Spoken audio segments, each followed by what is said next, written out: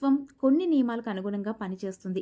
ఆ నియమాలకు అనుగుణంగానే ఒక వస్తువు కానీ, ఒక జీవి కానీ ఒక చోటు నుండి మరొక చోటికి పయనిస్తాయి. ఈ నియమాలను కనుక మనం సరిగ్గా అర్థం చేసుకోగలిగితే ఈ విశ్వంలో దేన్నైనా అత్యంత సులభంగా సాధించుకోవచ్చు.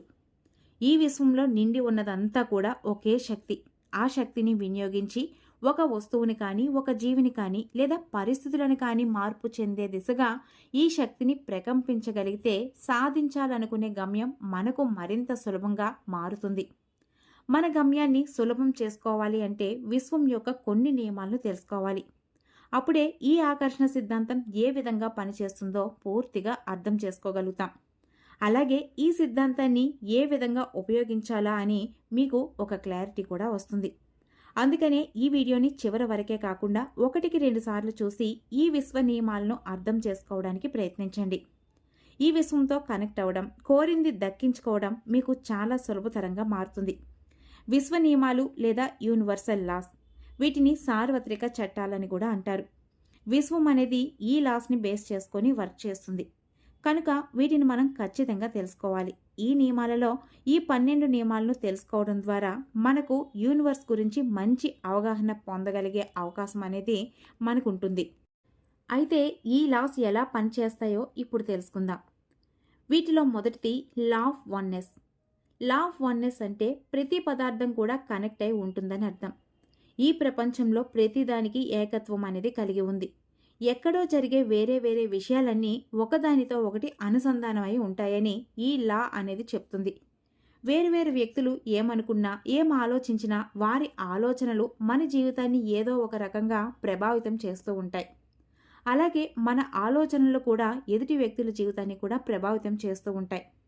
ఈ విధంగా ఒకరికొకరు కనెక్ట్ అయి ఉండటాన్ని లా ఆఫ్ వన్నెస్ అంటాం. ఈ నియమం విశ్వంలో ప్రతిసారి పని చేస్తూనే ఉంటుంది. ఈ నియమం ఆధారంగానే కొన్నిసార్లు మన లైఫ్లో మనం అనుకున్నవి, అనుకోనివి కూడా జరుగుతూ ఉంటాయి. దానికి గల కారణం ఏంటి అంటే ఈ విశ్వంలో ప్రతి ఒక్కటి ఒకదానితో ఒకటి అనుసంధానమై ఉండటం వలన. వేరే వాళ్ళు ఏం ఆలోచించినా, ఏమనుకున్నా అవి మన జీవితాన్ని ఏదో రకంగా ప్రభావితం చేస్తాయి. మనకు కొంతమంది వ్యక్తులు తెలిసినా తెలియకపోయినా కూడా వారి ఆలోచన ద్వారా ప్రభావితం అవుతూ ఉంటాం. దీనికి గల కారణం లా ఆఫ్ వన్నెస్. మనందరం ఏకత్వం కలిగి ఉన్నాము, ఒకరికొకరం అనుసంధానం కలిగి ఉన్నామనే అర్థం. దీనినే law of energy, law of vibration అని కూడా అంటారు. మన ఆలోచనల నుండి మనుషుల వరకు ప్రతిదీ ఒక శక్తి కలిగి ఉంటుంది. ఆ శక్తితోనే వస్తువు నుండి మనుషుల వరకు ఈ శక్తితోనే ప్రకంపించబడతారు. అందుకే దీనిని లా ఆఫ్ ఎనర్జీ అని పిలుస్తారు. లా ఆఫ్ వైబ్రేషన్ అంటే ఎనర్జీ అనేది లెక్కలేనంత ఫ్రీక్వెన్సీ స్థాయిలో వస్తూ ఉంటుంది.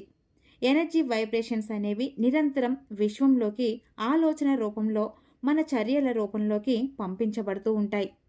శక్తి యొక్క ఫ్రీక్వెన్సీ అనేది అధికంగా మీ ఆలోచనలు లేదా మీ చర్యల ద్వారా ఈ ఫ్రీక్వెన్సీ అనేది లా ఆఫ్ ఎనర్జీ నుండి లా ఆఫ్ వైబ్రేషన్ రూపంలోకి మారి పరిస్థితులను, వస్తువులను, మనుషులను ఆ యొక్క స్థితుల నుండి ప్రకంపనలు చెందేలా చేస్తుంది. కాబట్టి ఈ శక్తి యొక్క చట్టం వ్యక్తులు మరియు పరిస్థితులు, వస్తువులపై ఉందని మనకు ఈ చట్టం తెలియజేస్తుంది. ఇక రెండవది law of actions. Law of action అంటే చర్య యొక్క చట్టం అని అర్థం. ఈ నియమం ప్రకారం మన కోరికలను మేనిఫెస్టేషన్ చేయడానికి మనం చర్య అనేది ఖచ్చితంగా చేయాల్సి ఉంటుంది. అంటే యాక్షన్స్ అనేవి చేయాల్సి ఉంటుంది. మనలో ఉండే భావోద్వేగాలకు మద్దతు ఇస్తూ మనం చర్యలు చేస్తూ ఉన్నప్పుడు మాత్రమే మన కోరిక నిజ జీవితంలోకి రావటం జరుగుతుంది. మన వాస్తవ రూపాన్ని బట్టి మనం చర్య అనేది ఖచ్చితంగా తీసుకోవాలి. ఉదాహరణకు ఒక వ్యక్తి ఉద్యోగం కావాలి అనుకుంటే ఆ ఉద్యోగానికి అప్లై చేయాలి, ఎగ్జామ్ రాయాలి. అలా కాకుండా ఉద్యోగానికి అప్లై చేసి ఎగ్జామ్ రాయకుండా మేనిఫెస్టేషన్ చేస్తే జాబ్ రాదు. ఎందుకంటే అక్కడ యాక్షన్ అనేది జరగలేదు కాబట్టి. ఈ భూమి మీద ఏదైనా చర్య మేనిఫెస్టేషన్ తీసుకున్నాము అంటే అది జరగాలి అంటే చర్య యొక్క చట్టాన్ని మనం అప్లై చేయాలి. ఇక మూడవది లా ఆఫ్ కరస్పాండెంట్. ఈ నియమం మనకు ఏం తెలియచేస్తుంది అంటే మన లోపల జరిగేది, మన లోపల భావాలను ఏమైతే వ్యక్తపరుస్తామో మన లోపల ప్రపంచంలో జరిగేది మన బయట ప్రపంచంలో ప్రతిబింబిస్తుందని ఈ నియమం ద్వారా మనకు తెలుస్తుంది. మన సబ్కాన్షియస్ ద్వారా ఏమనుకుంటామో, దేనిని అనుభూతి చెందుతామో, వైబ్రేషన్గా ఫీల్ అయ్యి ఎనర్జీగా ఇస్తామో దానినే ఈ బయట ప్రపంచంలో సృష్టిస్తామని ఈ నియమం మనకు తెలియచేయటం జరుగుతుంది. ఇక నాలుగవది law of causes and effect. ఈ నియమం ఏం వివరిస్తుంది అంటే, ఈ యూనివర్స్‌లో మనం చేసిన ప్రతి దానికి ఒక కారణం ఉంటుంది. ఈ యూనివర్స్‌లో ఏం జరిగినా దానికంటూ ఒక ప్రభావం ఉంటుంది. మనం అనుకోకుండా ఏదీ జరగదు. మనందరం కష్టాలు అనుభవించినా, సుఖాలు అనుభవించినా దానికంటూ ఒక కారణం ఉంటుంది. మన ప్రవర్తన, మన ఆలోచనలు, మనం చేసే పనులు అన్నీ కూడా వాటికి అనుగుణంగా ప్రభావాలను సృష్టిస్తాయి. మన ఆలోచనలు చర్యలుగా మారినప్పుడు జీవితం అనేది మారడం జరుగుతుంది. ఇప్పుడు మీరు కష్టాల్లో ఉన్నారు. మీ ఆలోచనలు పూర్తిగా మారాలి. మీ ఆలోచనలు పూర్తిగా మారితేనే తర్వాత జీవితం పూర్తిగా మారిపోతుంది. ఎప్పుడైతే మీ ఆలోచనలు మారుతాయో అప్పుడు మీ అంతట మీరే సరికొత్త జీవితాన్ని సృష్టిస్తారు. ఇలా సృష్టించుకోగలరని ఈ నియమం మనకు తెలియచేస్తుంది. ఇక ఐదవది లా ఆఫ్ వైబ్రేషన్స్ లేదా లా ఆఫ్ ఎనర్జీ. మన ఆలోచనల నుండి ప్రతి మనిషి వరకు కూడా ప్రతిదీ శక్తితో తయారవుతుంది. అందుకే దీనిని లా ఆఫ్ ఎనర్జీ అని పిలుస్తారు. దీనిని లా ఆఫ్ వైబ్రేషన్ అని కూడా పిలుస్తారు. దీని అర్థం ఏంటి అంటే, ఎనర్జీ అనేది లెక్కలేనంత ఫ్రీక్వెన్సీ స్థాయిలో వస్తూ ఉంటుంది. ఎనర్జీ వైబ్రేషన్ అనేది నిరంతరం విశ్వంలోకి ఎప్పుడూ ఆలోచన రూపంలోని అలాగే చర్య రూపంలోకి పంపబడుతూ ఉంటుంది. కాబట్టి శక్తి యొక్క చట్టం కదలికల్లో ఉందని మనకి ఈ లా ఆఫ్ వైబ్రేషన్ అనేది చెప్తుంది. ఇక ఆరవది లా ఆఫ్ కంపేషన్. దీనిని పరిహార చట్టం అని కూడా అంటారు. లా ఆఫ్ కేస్ ఏదైతే ఉందో అదే నియమం దీనిలో కూడా అప్లై అవుతుంది. మనం ఏది ఇస్తే అదే మనకు తిరిగి వస్తుంది. అంటే మీరు ఎవరి మీదైనా ప్రేమ చూపిస్తే ప్రేమ వస్తుంది.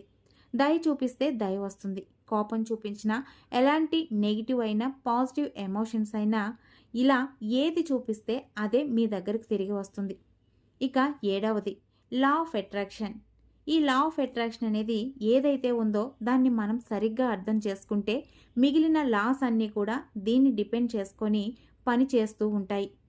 అందుకే ఈ లా అనేది ఎక్కువ వాడుకలో ఉంది. ఈ లా ఆఫ్ అట్రాక్షన్ అనేది మనకు ఏం వివరిస్తుంది అంటే, మీరు మాట్లాడే పదాల నుండి మీరు నమ్మే నమ్మకం వరకు ప్రతిదాన్ని ఒక శక్తి ద్వారా మీరు ఆకర్షిస్తూ, మీలాగా ఆలోచిస్తూ అదే ఫ్రీక్వెన్సీలో ఉన్న వ్యక్తులను కూడా మీరు మీ జీవితంలోకి ఆకర్షిస్తారు అని. మీరు పాజిటివ్గా ఆలోచిస్తూ ఎక్కువ పాజిటివ్గా ఉంటే పాజిటివ్ వ్యక్తులను, పాజిటివ్ పరిస్థితులను మీ లైఫ్లోకి ఆకర్షిస్తారు. అదే మీరు నెగిటివ్గా ఉంటూ బాధలో ఉన్నప్పుడు, నెగిటివ్గా ఆలోచిస్తున్నప్పుడు అటువంటి వ్యక్తులను, అటువంటి పరిస్థితులనే ఆకర్షిస్తూ ఉంటారు. మీరు ఏ ఆలోచనతో ఉంటే అదే పరిస్థితులు మీ జీవితంలోకి వస్తాయని ఈ చట్టం వివరిస్తుంది. గతం కానీ, భవిష్యత్తు కానీ లేదా ప్రస్తుతం కానీ ఇలా ఎప్పుడైనా మీ జీవితంలో మీరు చూసే ప్రతీదీ కూడా మీరు ఆకర్షించిందే మీ దగ్గర ఉంటుందని ఈ చట్టం చెప్తుంది. ఇక ఎనిమిదవది law of transmission of energy. శక్తి యొక్క శాశ్వత బదిలీ చట్టం అని దీన్ని అంటారు. అంటే ఎనర్జీ అనేది ఎప్పుడు కూడా మూవ్ అవుతూనే ఉంటుంది. ఒక ప్లేస్ నుండి ఇంకో ప్లేస్కి మారుతూ ఉంటుంది. ఎనర్జీ అనేది శాశ్వతంగా ఒకే చోట ఉండదు. ఈ చట్టం ఏం వివరిస్తుంది అంటే, మీ జీవితాన్ని మీకు కావలసిన విధంగా, మీకు నచ్చిన విధంగా మార్చగల సామర్థ్యం కలిగి ఉన్నారని ఈ చట్టం మనకు వివరిస్తుంది. మనం మన జీవితాన్ని మార్చుకోవడం అనేది ఖచ్చితంగా అది మన బాధ్యత. ఈ విశ్వం మన జీవితంలో చాలా అవకాశాలను ఇస్తూ ఉంటుంది. వాటిని అంగీకరించినా లేదా వాటిని తిరస్కరించాలి అనేది మన ఇష్టం. ఎనర్జీ ఫ్లో అనేది ఎప్పుడూ ఈ విశ్వంలో కదలికలోనే ఉంటుంది. అయితే ఎనర్జీని ఉపయోగిస్తూ దాని ప్రవాహంలో మనం వెళ్ళాలా వద్దా అనేది మనమే ఎంచుకోవాలి అనే విషయాన్ని ఈ చట్టం మనకి వివరిస్తుంది. మనకి ఈ విశ్వంలో పూర్తి స్వేచ్ఛ అనేది ఉంది. మన ఎనర్జీని మనం ఎలా ఉపయోగిస్తున్నాం అనేది మన చేతుల్లో ఉంటుంది అని మనకి ఈ చట్టం వివరిస్తుంది. ఇక 9వది లా ఆఫ్ రిలేటివిటీ. ఈ చట్టం యొక్క అర్థం ఏంటంటే, మన భౌతిక ప్రపంచంలో ఉండే ప్రతి ఒక్కటి దాని సంబంధం ఏదో ఒక దానితో పోల్చడం ద్వారా నిజమవుతుంది. అంటే ప్రతి దానికి రిలేటివ్ అనేది ఉంటుందని ఈ చట్టం వివరిస్తుంది. అది ఎలా అంటే, ఉదాహరణకు మనం చీకటితో పోలిస్తేనే వెలుగు యొక్క ఉనికి తెలుస్తుంది. అలాగే మంచి చెడుతోనే పోలిస్తేనే మంచి యొక్క ఉనికి తెలుస్తుంది. మనం ఏదో ఒక దానితో రిలేటివ్ చేసి చూసినప్పుడు మాత్రమే మనకి ప్రతి దాని విలువ తెలుస్తుంది అని ఈ చట్టం మనకి వివరిస్తుంది. మన మంచి ఆలోచనలు శక్తిపై దృష్టి పెట్టినప్పుడు మరిన్ని మంచి విషయాలు మన జీవితంలోకి రావటం జరుగుతుంది. అదేవిధంగా పరిస్థితిని ఎదుటివారితో పోలుస్తూ చెడుపై దృష్టి పెట్టినప్పుడు చెడు ఆలోచనలు మీ జీవితంలోకి రావటం జరుగుతాయని ఈ నియమం అనేది చెప్తుంది. మన జీవితం అనేది మనం ఎలా చూస్తే ఆ విధంగానే ఉంటుంది. మనం దేని మీద దృష్టిని నిలుపుతామో అదే జరుగుతుంది అని ఈ నియమం అనేది మనకి తెలియచేస్తుంది. ఇక 10వది లా ఆఫ్ పొలారిటీ. ఈ విశ్వంలో ప్రతిదానికి వ్యతిరేకం అనేది ఉంటుందని ఈ చట్టం వివరిస్తుంది. అంటే పాజిటివ్ ఉంటేనే నెగిటివ్ ఉంటుందని ఈ విశ్వం ద్వంద్వత్వాన్ని సూచిస్తుంది. ప్రకృతిలో 2 రకాల అంతర్లీనమై ఉంటాయని, అలాగే భిన్నంగా ఉంటాయని ఈ చట్టం వివరిస్తుంది. ఉదాహరణకు ప్రేమ ఉంటే ద్వేషం ఉంటుందని, అట్రాక్షన్ ఉంటే డిస్కనెక్షన్ ఉంటుందని, ఈ విశ్వంలో ప్రతిదీ వ్యతిరేకమైన దాన్ని కలిగి ఉంటుందని ఈ చట్టం తెలియచేస్తుంది. ఈ చట్టం పాజిటివ్ లేదా నెగిటివ్ డిఫరెన్సెస్ని అర్థం చేసుకోవడానికి బాగా యూజ్ అవుతుంది. దీని ద్వారా మనకు అవసరం లేని ఆలోచనలు మనకు అవసరమయ్యే ఆలోచనలుగా మార్చుకోవచ్చు. ఇక 11వది లా ఆఫ్ రిథమ్. విశ్వంలోని ప్రతిదానికి ఒక ప్రత్యేకమైన లయ అనేది ఉంటుంది. దీనినే మనం లా ఆఫ్ రిథమ్ అని అంటాం. దీనినే లయ సిద్ధాంతం అని కూడా అంటాం. జీవితానికి ఒక లయ ఉంటుంది. దీనికి తరంగాలు ఉన్నాయి, అలాగే ప్రవాహం కూడా ఉంది. జీవితంలో ఏదైనా హై వేవ్లో జరుగుతుంది అంటే వెంటనే లో వేవ్ అనేది వస్తుంది. ప్రతి లాలో కూడా హై వేవ్ అనేది ఉంటుంది. చాలామంది కూడా లా ఆఫ్ అట్రాక్షన్లో హై వేవ్లో ఉండాలని అనుకుంటారు. కానీ జీవితం అనేది రిథమ్ బేస్ చేసుకుని వర్క్ చేస్తుంది. అంటే లైఫ్లో ఏది పర్మనెంట్ కాదు. అప్ అండ్ డౌన్స్ అనేవి ఖచ్చితంగా ఉంటాయి. ఇవి మనకు అన్ని విధాలా తెలుస్తూ ఉంటాయి. ఇక ఆఖరిది లా ఆఫ్ జెండర్. ప్రతి మనిషిలోనూ స్త్రీ మరియు పురుష శక్తులని 2 రకాల శక్తులు ఉంటాయి. ఈ 2 రకాల శక్తులు జీవితంలో అందరికీ అవసరమే. స్త్రీ శక్తిలో మృదువైన భావోద్వేగాల భావాన్ని, పురుషుడు శక్తిలో బలమైన నిశ్చలమైన శక్తిని మీరు గమనించి ఆ రెండిటిని ప్రతి ఒక్కరూ బ్యాలెన్స్ చేసుకుంటూ ఉండగలిగినప్పుడు మీ లైఫ్ అనేది చాలా హ్యాపీగా జరుగుతుంది. మీ లైఫ్లో తీవ్రమైన లేదా భావోద్వేగ సంఘటన జరిగినప్పుడు ఆ భావోద్వేగాల ప్రారంభశిల స్త్రీ శక్తి అవుతుంది. అదేవిధంగా ఆ సమస్యను పరిష్కరించుకోవడానికి, అధిగమించడానికి మీరు ఏదైనా ఒక ప్రణాళికను వేశారంటే ఆ శక్తి పురుష శక్తికి అవసరమవుతుంది. అంటే ఆడవారిలో పురుష శక్తులు ఉంటాయి, కానీ స్త్రీ శక్తులు ఆధిపత్యం చేస్తాయి. అలాగే మగవారిలో స్త్రీ శక్తులు ఉంటాయి, కానీ పురుష శక్తులు ఆధిపత్యం చేస్తూ ఉంటాయి.